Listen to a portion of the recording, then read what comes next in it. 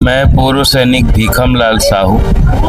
मैं 2018 में सेना से रिटायर हुआ हूं और मैं सेना में प्रशिक्षक था। ट्रेनिंग सेंटर में मैंने बहुत सारे युवाओं को प्रशिक्षण दिया है। जब आपने भर्ती दिया तब बीजेपी की सरकार थी, अब कांग्रेस सरकार निकल गई, फिर बीजेपी की सरकार, दोनों सरकार छल लिया। हाँ, जब नोटिफिकेशन निकला तब बीजेपी की सरकार थी, बाकी सारी प्रक्रियाएं कांग्रेस सरकार के दौरान हुई और उसके बाद अभी फिर से बीजेपी की सरकार है। कितने दिनों तक अनशन पे आप हड़ताल? आज 11 दिन हो गया, मुझे पूरा हो चुका है। 11 कुछ खाए पिए? सिर्फ मैं नॉर्मल पानी बस लेता हूँ, बाकी अभी तक कुछ नहीं खाया। अभी भी उम्मीदें हैं कि आज हमारा रिजल्ट आ जाए, क्योंकि उन्होंने 10-15 दिन का समय हमको बोला था। 15 दिन का समय कल खत्म हो चुका, इसलिए 400 से 500 अभ्यर्थी एचएम हाउस गए हैं वहाँ उनसे मिलने के लिए, और बिना रिजल्ट लिए वो वहाँ से नहीं आने वाले, वो वहीं रहने वाले। ना है कि कभी कभी डॉक्टर भी जबरदस्ती करते हैं आप लोगों को, क्या ये सही है? नहीं, डॉक्टर तो ज़बरदस्ती नहीं करते। उन्होंने एक बार हमें कहा था कि आपका ब्लड शुगर डाउन हो गया है तो आपको एडमिट करना पड़ेगा। हमने कहा हम आमरण में बैठे हैं, हम नहीं जाएंगे।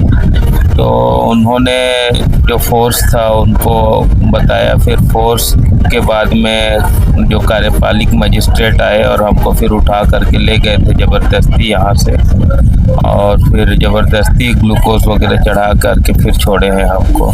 और हम लोग भी तब तक अपना अनशन नहीं तोड़ेंगे जब तक हमें रिजल्ट और नियुक्ति की तिथि नहीं बताई जाती, क्योंकि आने वाले कुछ समय में चुनाव आने वाले, फिर आचार संहिता, वही विधानसभा, लोकसभा और फिर ये निकाय, पंचायत निकाय, बिल्कुल यही चुनाव के चक्कर में हम लोग पिसते जाएंगे तो हम लोग कभी रोजगार नहीं मिल पाएगा। स्थिति थोड़ी गंभीर भी हो जाती है, कभी ऐसा लगता है कि अब चक्कर ना आ जाए ऐसे करके, लेकिन रिजल्ट के लिए ये करना भी अब ज़रूरी लग रहा है। हमने ये कभी सोचा नहीं था, क्योंकि हमें गवर्नमेंट पे बहुत भरोसा था। गृह मंत्री जी की जिस तरह से तत्परता से कार्य करते हैं उन पे भरोसा था। एक युवा जो थे हमारे ओपी चौधरी सर जी, उन पे भरोसा था। उन्होंने, क्योंकि कांग्रेस के गवर्नमेंट में कहा था कि ऐसे रिजल्ट बहुत जल्द दे देना चाहिए, राजनीतिक से परे, राजनीति से उठ के रिजल्ट देना चाहिए।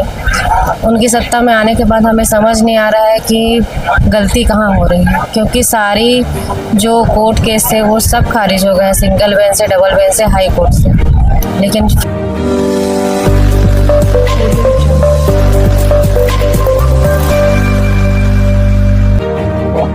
नमस्कार दर्शकों, आप देख रहे हैं छत्तीसगढ़ युवा राजधानी युवा प्रदेश है, और यहाँ एसआई भर्ती को लेकर लगातार 6 साल तक लड़ाई लड़ी जा रही है।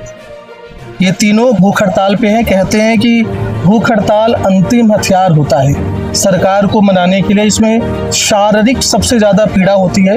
कई दिनों तक बिना कुछ खाए पिए आप अपनी बातें सरकार तक पहुंचाने की कोशिश करते हैं, लेकिन कितनी सरकार तक बातें पहुंचती है और कितना वो सजग होते हैं, ये तो अलग विषय है, माध्यम पर डिपेंड करते हैं। आइए हम इन तीनों से बात करते हैं, क्या कुछ कारण है। सर, थोड़ा परिचय बताएं और आप किस तरीके से भर्ती में आए थे, क्या मूल समस्या हो रही है?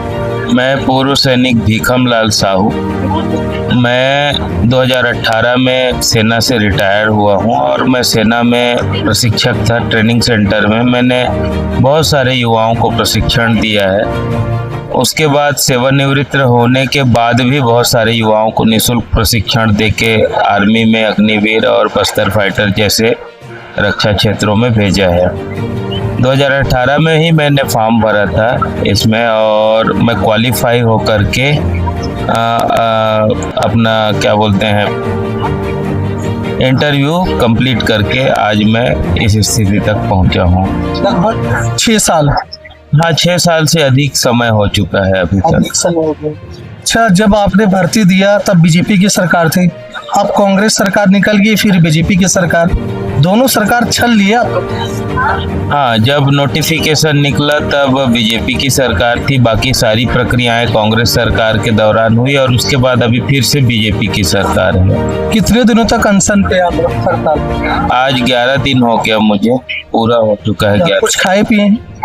सिर्फ मैं नॉर्मल पानी बस लेता हूँ, बाकी अभी तक कुछ नहीं खाया।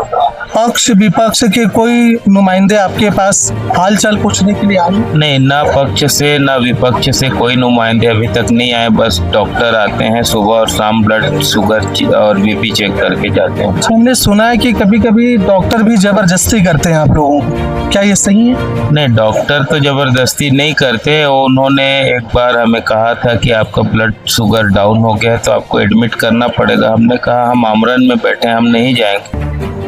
तो उन्होंने जो फोर्स था उनको बताया, फिर फोर्स के बाद में जो कार्यपालिक मजिस्ट्रेट आए और हमको फिर उठा करके ले गए थे जबरदस्ती यहाँ से, और फिर जबरदस्ती ग्लूकोज वगैरह चढ़ा करके फिर छोड़े हैं हमको।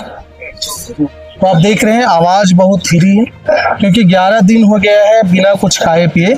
देखिए यहाँ पर है मैडम, मेरी हमात शायद आप तक पहुंचेगी नहीं, मैं पास आ जाता हूँ। आप एक युवा है, एक लड़की है, लड़की को इस तरीके से अनशन हड़ताल पे बैठना, घर परिवार छोड़ के आके रहना, कैसे देखते हैं और कितना कष्टप्रद है? बहुत ज़्यादा कष्टप्रद है अपने परिवार से दूर रहना और यहाँ रहना, और ऊपर से ये कि आप सिर्फ पानी बस पी रहे हैं, कुछ खा नहीं रहे।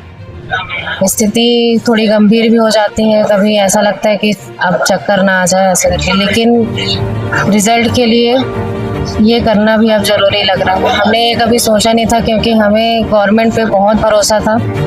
गृह मंत्री जी की जिस तरह से तत्परता से कार्य करते हैं उन पे भरोसा था।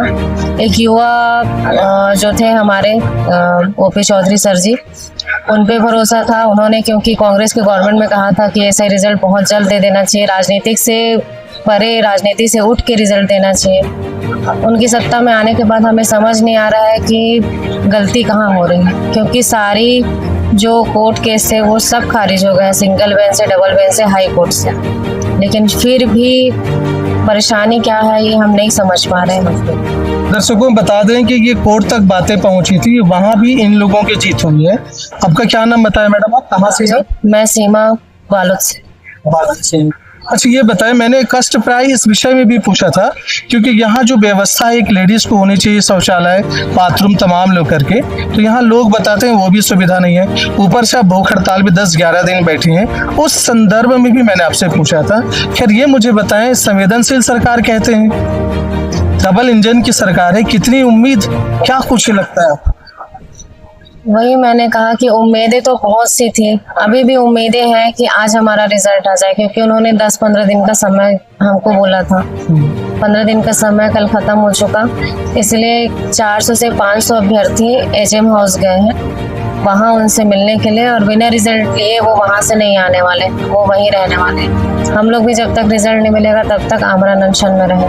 हम लोग भी तब तक अपना अनशन नहीं तोड़ेंगे जब तक हमें रिजल्ट और नियुक्ति की तिथि नहीं बताई जाती, क्योंकि आने वाले कुछ समय में चुनाव आने वाले, फिर आचार संहिता, वही विधानसभा, लोकसभा और फिर ये निकाय, पंचायत निकाय, बिल्कुल यही चुनाव के चक्कर में हम लोग पिसते जाएंगे तो हम लोग कभी रोजगार नहीं मिल पाएगा। तो मैं ये दरखास्त करूंगा सरकार से कि एक रिजल्ट तो जारी करे ही करे, साथ में नियुक्ति की एक तिथि बता दे, जिससे हम लोग संतुष्ट होकर घर वापस जाके हंसते मुस्कुराते अपने घर वाले के साथ कुछ समय अच्छे से गुजार सकें। इसके बाद जो है एक कठिन ट्रेनिंग की भी प्रक्रिया होती है, घर से नहीं मिलना होता है, साल भर, 1.5 साल भर बाहर रहना होता है, वो प्रक्रिया से भी गुजरना है। बिल्कुल, तो आप देख रहे हैं तमाम लोग हैं, इनका कहना है सरकार डेट बता दें। बिल्कुल सच बात है, एक चुनाव के बाद फिर अगला चुनाव, फिर आचार संहिता की मांग, और ये इस बीच में ये सारे हड़ताल करने वाले, इनके रिजल्ट भविष्य क्या होगा। अब अब देखना होगा कि संवेदनशील सरकार जिन्हें कहा जा रहा है, गारंटी की सरकार जिन्हें कहा जा रहा है, जिसने भर के घोषणा पत्र में युवाओं के हित की बात करी, अब वो कितने जल्दी इन युवाओं पर इंसाफ करता है, रिजल्ट जल्दी लाता है। रही बात करप्शन, कुछ घोटाले होने की बात हो रही है, तो इन सब ने कहा है अगर कहीं कुछ कमी है, कुछ गलत हुआ है, उनकी जांच हो और जो गलत है उन पर कार्रवाई करें। लेकिन जो सही है, जिससे सच में मेरिट पे तमाम तैयारियां करके, एसआई की भर्ती आसान नहीं है, फिजिकल टेस्ट में पास होना पड़ता है, जो एक कठिन कार्य है, आपको शारीरिक रूप से फिट रहनी है, तब कहीं जाके आप उसके योग्य होते हैं। तो अब एक बड़ी बातें हैं कि गलत हुआ तो वो रिजल्ट के बाद जांच का विषय है, कम से कम रिजल्ट तो आए। ट्रेनिंग तो करें, गलत हुए उन पर बाद में अब कार्रवाई कर लें, पर देखना होगा ये कब ऐसा होता है। आगे और क्या कुछ होता है हम जरूर आपको बताएंगे। तब तक देखते रहिए महानदी न्यूज। जय हिंद, जय छत्तीसगढ़।